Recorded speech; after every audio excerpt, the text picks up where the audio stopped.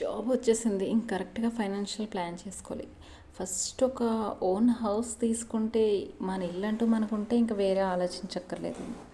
తర్వాత పిల్లలకి మంచి స్కూల్ జాయిన్ చేసేస్తే 10th క్లాస్ వరకు ఇంక తిరిగి చూడవసరం లేదు. ఇంకా ఒక చిన్న కారు కొనుక్కుందాం, ఎక్కడికైనా వెళ్ళాలంటే పిల్లలతో యూజ్ ఉంటుంది. ఇంకా నేను ఎప్పటి నుంచో అనుకున్న డ్రీమ్ ప్రాజెక్ట్, ఒక 10 ఇయర్స్లో మెల్లమెల్లగా డబ్బులు సేవ్ చేసుకుంటే చిన్న బిజినెస్ స్టార్ట్ చేయొచ్చు. దాంతో మనం అనుకున్నవన్నీ అవుతాయి.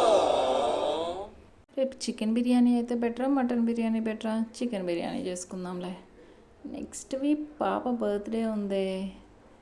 మళ్ళీ నెక్స్ట్ ఇయర్కి మనం అసలు ఇక్కడ ఉంటామో ఉండము.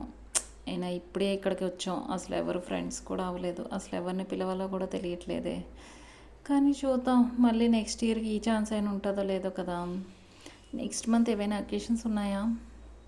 ఇప్పుడే కాల్ చేశారు నాకు. నెక్స్ట్ మంత్ ట్రాన్స్ఫర్ అంట. లగేజ్ ప్యాక్ చేసి రెడీగా ఉండు.